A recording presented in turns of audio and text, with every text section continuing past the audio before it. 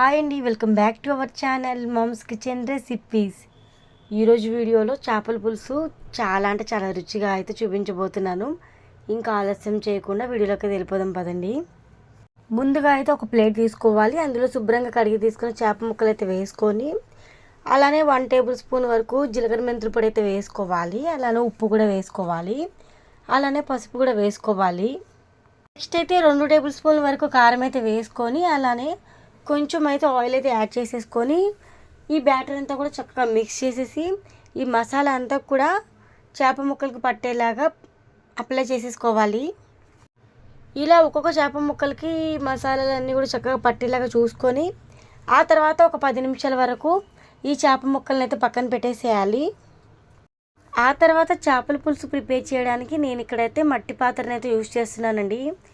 మట్టి కుండలో అయితే చేపల పులుసు చేసామంటే అద్దరిపోద్ది, టేస్ట్ మామూలుగా ఉండదు. నార్మల్ స్టీల్ గిన్నెల్లో కానీ అల్యూమినియం గిన్నెల్లో కానీ చేసుకునే దానికంటే కూడా ఈ మట్టి పాత్రలో టేస్ట్ అనేది సూపర్ అంటే సూపర్గా ఉంటుంది. ముందుగా స్టవ్ ఆన్ చేసుకొని ఇక్కడ మట్టి పాత్ర అయితే పెట్టేసాం కదా. నెక్స్ట్ వచ్చేసి ఆయిల్ వేసుకోవాలి. చేపల పులుసుకి ఎప్పుడైనా కూడా కొంచెం ఆయిల్ ఎక్కువ పడుతుంది. సో 4 టేబుల్ స్పూన్స్ కానీ 3 టేబుల్ స్పూన్స్ కానీ ఆయిల్ అయితే వేసుకోవాలి. ఆయిల్ కాగిన తర్వాత జీలకర్ర వేసుకోవాలి. అలానే కరివేపాకు వేసుకోవాలి. అలానే 1 లేదా 2 పచ్చిమిర్చి తీసుకొని చీలికలుగా కట్ చేసుకొని అయితే వేసేసుకోవాలి. నెక్స్ట్ 2 ఉల్లిపాయలు తీసుకొని సన్న ముక్కలుగా కట్ చేసుకొని వేసుకొని ఉల్లిపాయలు కాస్త కలర్ చేంజ్ అయిన తర్వాత ఒక 1/2 టేబుల్ స్పూన్ వరకు పసుపు వేసేసుకొని అలానే కారం వేసుకోవాలి. 1 టేబుల్ స్పూన్ కారం వేస్తున్నాను. ఎందుకంటే ముందుగా నేను చేప ముక్కలు మ్యారినేట్ చేసేటప్పుడే కారం అనేది కొంచెం ఎక్కువ యాడ్ చేశాను కాబట్టి ఇక్కడైతే 1 టేబుల్ స్పూన్ కారం అయితే వేస్తున్నానండి. అలానే అప్పటికప్పుడు ఫ్రెష్గా రుబ్బిన 1 టేబుల్ స్పూన్ అల్లం వెల్లుల్లి పేస్ట్ వేయాలి. నాకు ఇక్కడైతే క్లిప్పింగ్ అయితే మిస్ అయింది.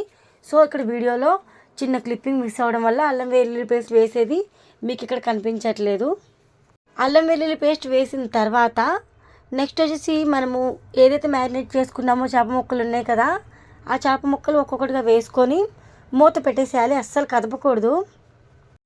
ఆ తర్వాత మూత తీసి చూడాలి. ఒక 2 నిమిషాల వరకు ఉడికించేసుకుని ఆ తర్వాత మూత తీసి చూస్తే ఈ విధంగా ప్రిపేర్ అవుతాయి.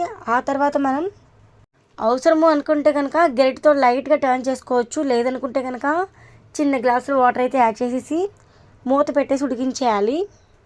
ఎప్పుడు చేపల పులుసు చేసినా కూడా నీచు వాసన అనేది రాకుండా ఉండాలంటే మెయిన్గా అల్లం వెల్లుల్లి పేస్ట్, అలానే కారం, అలానే మసాలా, జీలకర్ర మెంతుల పొడి అనేది కొంచెం ఎక్కువ వేసుకోవాలి.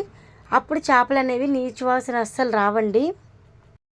మూత పెట్టేసి ఇక్కడ చేప ముక్కలు ఉడకరించాం కదా. ఇప్పుడైతే ఒకసారి మూత తీసి చేపలు ఎలా ఉడికాయనే కూడా ఒకసారి అబ్జర్వ్ చేస్తే ఇక్కడ మీరు గమనిస్తున్నారు కదా, ఈ విధంగా అయితే చేపలు అయితే ఉడికిపోయాయి. చేపల పులుసు ఎప్పుడు చేసినా కూడా ఇందులోకి చింతపండు రసం అనేది డెఫినెట్గా యాడ్ చేయాలి. చింతపండు రసం అయితే స్కిప్ చేయకూడదు. చింతపండు రసం పోయడం వల్లే నీచు వాసన అనేది కూడా ఏమాత్రం కొంచెం కూడా ఉండదన్నమాట చేపల్లో. మనకి ఎంత చారు కావాలి అనుకునే దాన్ని బట్టి మనం చూసుకొని చింతపండు తీసుకొని నానబెట్టేసుకొని ఈ విధంగా పులుసు తీసుకొని చారులోకి అయితే వేసేసుకోవాలి. ఇక్కడ నేను మరీ ఎక్కువ క్వాంటిటీలో అవసరం లేదు కాబట్టి కొంచెం అయితే చింతపండు రసాన్ని అయితే యాడ్ చేసేసుకొని మళ్ళీ ఇంకొకసారి అయితే మూతనైతే పెట్టేసి ఒక 2 నుంచి 3 నిమిషాల వరకు మంటనైతే మీడియంలో అడ్జస్ట్ చేసుకొని కుక్ చేశాను అనమాట. నెక్స్ట్ అయితే మనము మూత తీసి కూడా ఒకసారి ఎలా ఉడికిందనేది చూద్దాం. ఇక్కడ మనం ఒకసారి మూత తీసి అయితే ఒకసారి చూసినట్లయితే కనుక ఈ విధంగా అయితే చేపల పులుసు అయితే ప్రిపేర్ అవుతుంది.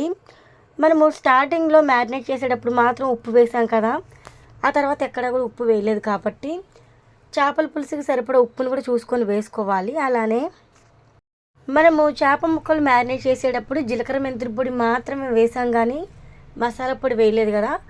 సో ఇప్పుడు ఇందులోకి మసాలా పొడి కూడా 1 టేబుల్ స్పూన్ వరకు వేసుకొని అలానే కొత్తిమీర, పుదీనా కూడా వేసుకొని ఒకసారి ఈ విధంగా కలుపుకొని మంటని కంప్లీట్గా లో ఫ్లేమ్లో అడ్జస్ట్ చేసేసి మళ్ళీ ఇంకొకసారి మూతనైతే పెట్టేసి ఇంకొక 2 నిమిషాల వరకు అయితే ఉడకనివ్వండి. ఆ తర్వాత ఫైనల్ లుక్ అయితే అద్దరిపోద్ది అంతే.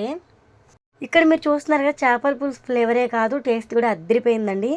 ఈ వీడియో నచ్చితే డెఫినెట్గా లైక్ ఇచ్చి ఇలాంటి వీడియోస్ కోసం ఛానల్ని సబ్స్క్రైబ్ చేసేసుకోండి.